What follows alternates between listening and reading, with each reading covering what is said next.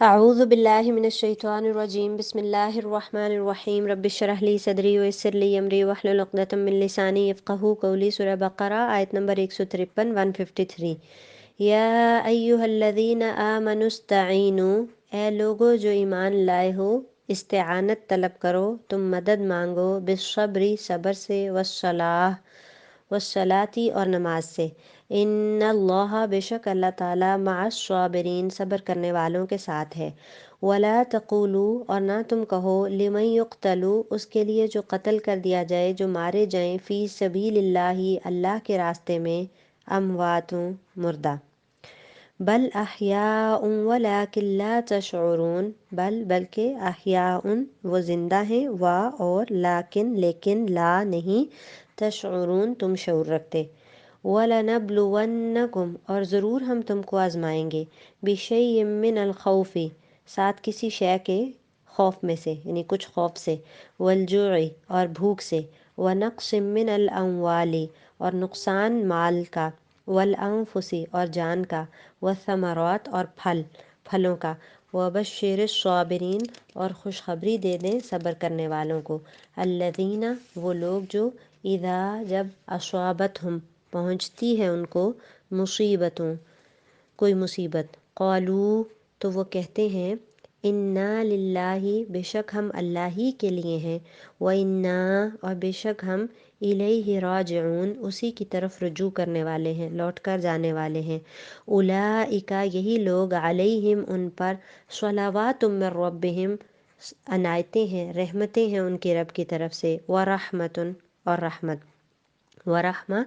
وَأُولَئِكَ هُمُ الْمُهْتَدُونَ اور وہی لوگ ہدایت پانے والے ہیں۔ تو آیت نمبر 153 میں کہا گیا، اے ایمان والو صبر اور نماز کے ذریعے مدد چاہو، اللہ تعالیٰ صبر والوں کا ساتھ دیتا ہے۔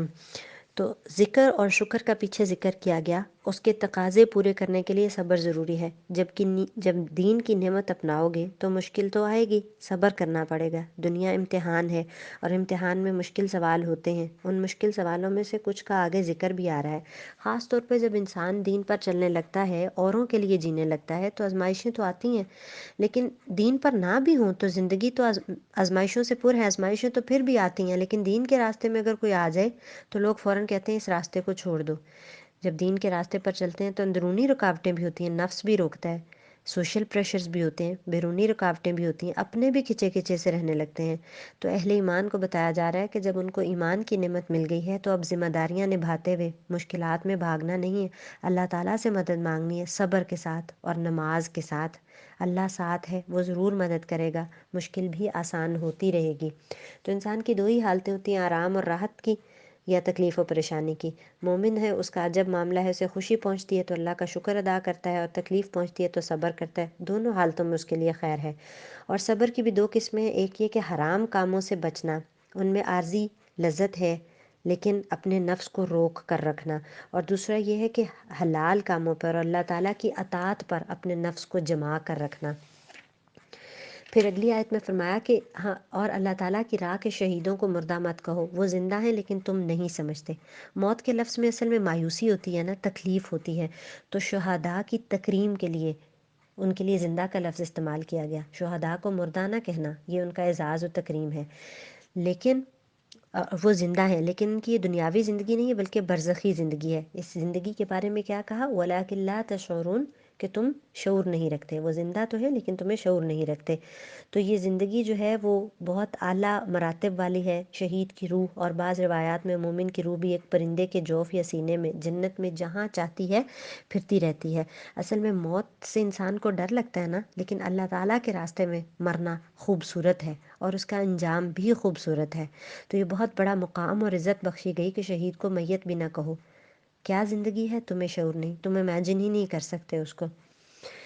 پھر فرمایا کہ ہم کسی نہ کسی طرح تمہاری آزمائش ضرور کریں گے، دشمن کے ڈر سے، بھوک پیاس سے، مال و جان، پھلوں کی کمی سے، اور ان صبر کرنے والوں کو خوشخبری دے دیجیے۔ اب یہ کہا گیا کہ تیار ہو جو، آزمائش تو آئے گی، اور آگے لسٹ بھی بتائے گی کہ کس کس قسم کی آزمائش آ سکتی ہے۔ جیسے خوف سے، آپ دیکھیں کہ جب مسلمانوں نے ہجرت کی تھی مدینہ، تو ہر وقت خوف کے سائے میں رہتے تھے، اتنا کہ ہلا مارے گئے، ہر وقت دشمن کے حملے کا ڈر ہوتا تھا۔ ایک دفعہ اہل مدینہ نے خوفناک آواز سنی تو گھبرا گئے۔ لوگ جب وہاں معلوم کرنے گئے تو آپ صلی اللہ علیہ وسلم پہلے ہی خبر لے کر آ رہے تھے۔ فرمایا ڈرو نہیں، ڈرو نہیں۔ اسی طرح ایک رات آپ صلی اللہ علیہ وسلم کہنے لگے کہ آج رات کو کون پہرا دیتا ہے تاکہ میں سو سکوں؟ یہ سن کر سعد بن معاذ مسلح ہو کر آئے کہ میں پہرا دیتا ہوں۔ اس طرح آپ صلی اللہ علیہ وسلم نے آرام فرمایا۔ تو اس امت کو اقوام عالم کے لیے تیار کیا جا رہا ہے، اور کہا جا رہا ہے کہ تم سمجھتے ہو کہ مشکل میں بھی نہیں پڑو گے۔ امتحان میں جو کمٹمنٹ ہوتی ہے، سیریسنس ہوتی ہے، اس کو آزمایا جاتا ہے نا۔ تو جیسے ہم کسی کورس میں داخلہ لیں اور یہ شرط لگائیں کہ ہمیں امتحان نہیں دینا پڑے گا، تو وہ بندہ اس کام سے کمیٹڈ تو نہیں ہے نا۔ پھر کہا کہ بھوک سے، تو بھوک میں کاروبار کی آزمائش دین کے راستے میں ہو سکتی ہے، حلال پر رہنے کے لیے نوکری کی آزمائش بھی بعض اوقات ہوتی ہے، اور صحابہ کرام پر تو فاقوں تک کی نوبت تھی۔ ابو ہریرہ رضی اللہ عنہ اصحاب صفا میں سے، ان کے بارے میں کہتے ہیں کہ میں نے 70 آدمی ایسے دیکھے کہ جن کے پاس چادر تک نہ تھی، یا فقط تہ بند تھا، یا فقط کمبل تھا۔ تو وہ اپنے گھروں میں اچھے بھلے تھے پہلے، لیکن ان کا مشن اور تھا نا، تو انہوں نے دنیا کو پیچھے چھوڑ دیا۔ حضرت عائشہ اپنے بھانجے عروہ سے کہتی ہیں کہ ہم ایک چاند دیکھتے پھر دوسرا، اور ہمارے گھر میں آگ نہ جلتی، ان دو کالی چیزوں یعنی پانی اور کھجور پر گزارا کرتے۔ اور یہ بھی کہا جاتا ہے کہ آپ صلی اللہ علیہ وسلم کے گھر میں آپ کے اس دنیا سے جانے تک مسلسل 3 دن ایسے نہیں گزرے کہ پیٹ بھر کر کھانا کھایا ہو، کیونکہ عظیم الشان ذمہ داری نبھائی تھی نا۔ تو دنیا کا تھوڑا نقصان کرنا پڑتا ہے جب دین کا کام کرنا ہو، تو ان لوگوں نے آخرت کے سودے کیے تھے، ان کو اپنی ذمہ داری کا احساس تھا۔ صحابہ کرام نے گھر چھوڑے، وطن چھوڑے، اپنی عادتیں چھوڑی بڑی مقصد کے لیے۔ تو کہا کہ ایسے صبر کرنے والوں کو خوشخبری دے دیں، اللہ نعمت دے رہا ہے نا، اور ساتھ کہہ رہا ہے کہ میں تمہارے ساتھ بھی ہوں۔ پھر کہا کہ مال کا نقصان، جان کا نقصان، ہم دیکھتے ہیں نا کہ صحابہ کرام جہاد میں جاتے تھے تو کتنے زیادہ شہادتیں ہوتی تھی۔ ایک دفعہ 70 قاری بھیجے کسی جگہ دین سکھانے کے لیے، اور وہ سارے شہید کر دیے گئے۔ بہترین تربیت یافتہ ساتھی تھے آپ صلی اللہ علیہ وسلم کے، کتنی تکلیف ہوئی آپ صلی اللہ علیہ وسلم کو۔ پھر مال کا، تبوک میں پھل پکے ہوئے تھے، کٹائی کا وقت تھا، لیکن سب کو نکلنے کا حکم ملا، سب صحابہ نکل گئے، اسی پر ان کے پورے سال کی روزی روٹی کا انحصار تھا۔ صرف 3 صحابہ نے بری نیت کے ساتھ نہیں، صرف سستی کی وجہ سے وہ پیچھے رہ گئے، تو ان کو بھی شدید ناراضگی کا سامنا کرنا پڑا۔ اور پھر مالوں کا اور جانوں کا اور پھلوں کا نقصان، یہ سب چیزیں دین کے راستے میں جھیلنی پڑتی ہیں، اور ویسے بھی دنیا میں آتی رہتی ہیں۔ تو پھر جو اہل ایمان ہوتے ہیں وہ مصیبتوں پر واویلا اور شور نہیں کرتے، مشکل حالات میں واپس نہیں لوٹ جاتے، استقامت سے اس کے اوپر رہتے ہیں۔ تو کہا خوشخبری دے دیجئے صبر کرنے والوں کو۔ اور صبر کرنے والے کون ہیں؟ جنہیں جب کوئی مصیبت آتی ہے تو کہہ دیتے ہیں کہ جب ہم تو خود اللہ کی ملکیت ہیں اور ہم اسی کی طرف لوٹنے والے ہیں، ان پر ان کے رب کی نوازشیں اور رحمتیں ہیں، اور یہی لوگ ہدایت یافتہ ہیں۔ یعنی صبر کرنے والوں کے لیے خوشخبری ہے۔ حدیث میں نقصان کے وقت انا للہ و انا الیہ راجعون پڑھنے کے ساتھ اللہم اجرنی فی مصیبتی واخلف لی خیرا منہا پڑھنے کی بھی فضیلت اور تاکید آئی ہے۔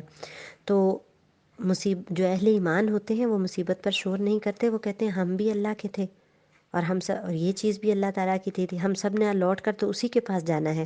تو ایسے لوگوں پر جو غیر معمولی حالات میں صبر کرتے ہیں کہ یہ چیز چلے گی تو ہم کون سا رہنے والے ہیں، تو ان لوگوں پر اللہ اپنی نوازشیں بھی کرتا ہے، رحمتیں بھی کرتا ہے، اور ان کو اپنے بندوں میں شمار بھی کرتا ہے۔